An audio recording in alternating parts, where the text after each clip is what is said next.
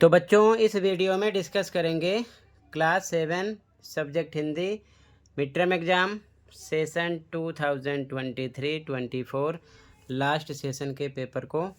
ठीक है, same pattern में आपका पेपर आएगा तो इसकी प्रैक्टिस कर लो ताकि अच्छे से समझ में आ जाए। ठीक है, तो ध्यान से देखो। सबसे पहला क्वेश्चन आपका होगा बच्चों गद्यांश, जिसे पढ़कर आपको आंसर देने होंगे। जैसे कि पहला क्वेश्चन है, कार्निस को दोनों हाथों से कौन पकड़ लेता है? तो केशव। ठीक है, जब आप अच्छे से पढ़ोगे तो पता चल जाएगा। ठीक है, केशव इसका आंसर है। आगे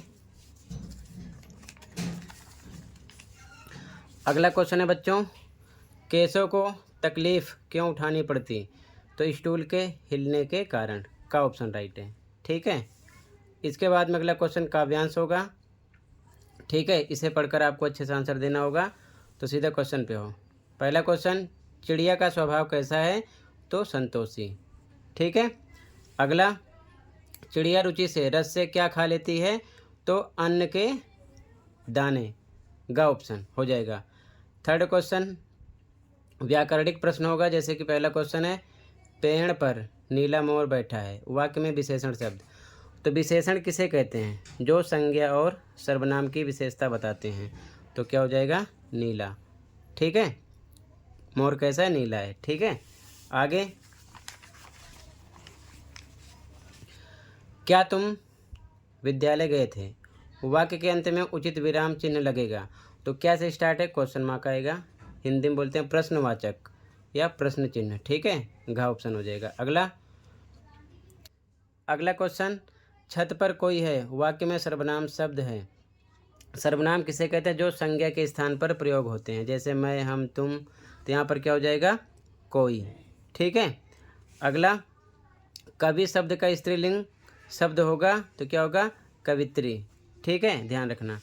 इसके बाद में अगला क्वेश्चन आपका फिर से क्या होगा? गद्यांश, जिसे आपको पढ़कर आंसर देना होगा। सीधा क्वेश्चन पे आ जाओ। पहला क्वेश्चन, हर्ष से कौन भर उठा? बच्चे, ग्राहक, मुरली वाला, बाबूजी। तो यहाँ पर राइट आंसर है मुरली वाला। ठीक है, आगे देखो, मुरली वाले के पास कुल कितनी मुरलियाँ थी? तो 57। यहाँ पर लिखा है पूरी कितनी थी? 57। ठीक है, पैराग्राफ को आपको बहुत अच्छे से पढ़ना पड़ेगा सॉल्यूशन देने के लिए। ठीक है, आगे अगला क्वेश्चन है, बाबूजी ने मुरली वाले से क्या पूछा?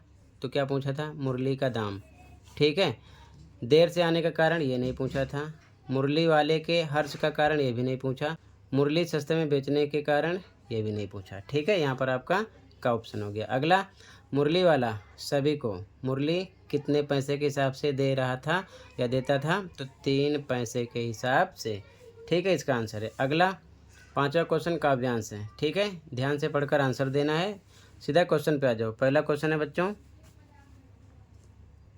अगला क्वेश्चन, नीले नभ की सीमा कौन पाना चाहता था? नदी, पहाड़, जंगल, पंछी। यहाँ पर पंछी। ठीक है, आगे,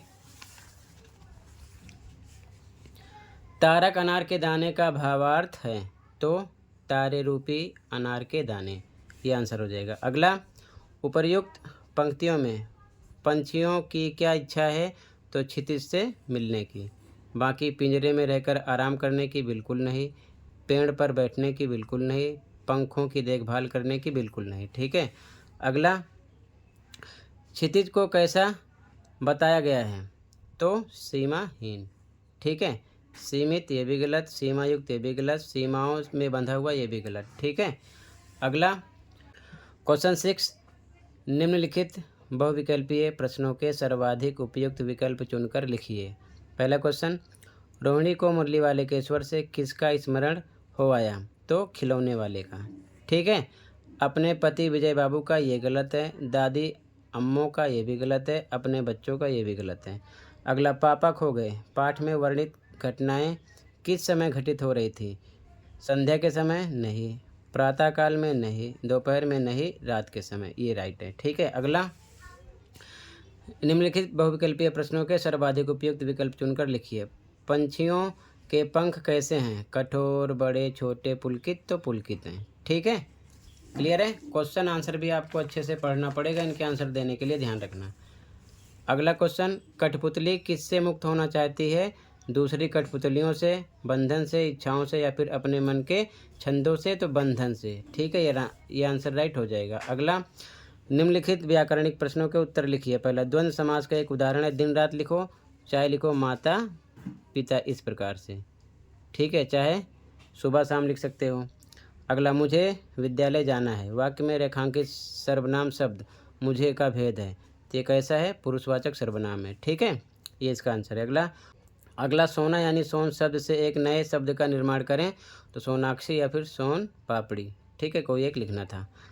अगला, मिठाई शब्द का बहुवचन रूप है, तो ये होगा मिठाइयाँ, इस प्रकार लिखना है। ठीक है, इस प्रकार मिठाइयाँ, यहाँ मात्रा नहीं लगेगी, मिठाइयाँ इस प्रकार लिखा जाएगा बहुवचन में। ठीक है, अगला, निम्नलिखित प्रश्नों के उत्तर लिखिए। पहला, मिठाई वाला पाठ में फेरी वाला विभिन्न रूपों में क्या क्या बनकर आया, तो खिलौने वाला बनकर आया, मुरली वाला, मिठाई वाला बनकर आया। ठीक है, अगला, मिठाई वाला पाठ में चुन्नू और मुन्नू की माँ का क्या नाम था, तो रोहिणी था। ठीक है, इसका आंसर है।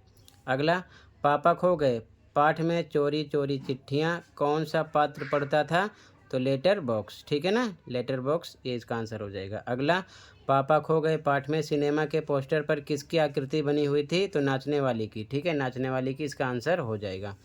अगला क्वेश्चन 10, क्वेश्चन नंबर 10 का पहला, हम पंछी उन्मुक्त गगन के कविता के अनुसार पंछी कहाँ रहकर अपनी गति और उड़ान भूल जाते हैं, तो पिंजरे में। ठीक है, आंसर हो जाएगा पिंजरे में। अगला, हम पंछी उन्मुक्त गगन के कविता के अनुसार पंछी किसमें विघ्न नहीं चाहते, तो उड़ान या फिर स्वतंत्रता में, दोनों में से कोई एक लिख सकते हो, उड़ान में या फिर स्वतंत्रता में। ठीक है, अगला, कठपुतली कविता में कठपुतली क्या तोड़ना चाहती है, तो बंधे हुए धागों को। ठीक है, बंधे हुए धागों को आंसर है। अगला, कठपुतली कविता के रचनाकार कौन है, तो भवानी प्रसाद मिश्र हैं। ठीक है, इसके क्या हैं, रचनाकार। ठीक है, यानी कि रचयिता हैं। ठीक है, तो टोटल 10 क्वेश्चन तक आंसर कर दिया मैंने, बाकी 30 से 40 शब्दों में इनके आंसर करने हैं। ठीक है, तो इसका सॉल्यूशन आप चैनल पर विजिट करके भी देख सकते हो, सॉल्यूशन अपलोड है। उसके बाद आगे आपको एक अनुच्छेद मिलेगा, यानी निबंध लिखना होगा किसी एक टॉपिक पर। ठीक है ना, 100 शब्दों में। उसके बाद में आपको यहाँ चॉइस मिलेगी, दोनों में से कोई एक करना होगा, प्रार्थना पत्र या फिर पत्र। ठीक है, 5 नंबर की होगा। तो सेम पैटर्न में आपका पेपर आएगा। कहीं पर कोई डाउट है कमेंट कर सकते हो, अच्छे से प्रैक्टिस कर लो। मिलते हैं अगली वीडियो में। Thank you for watching and take care.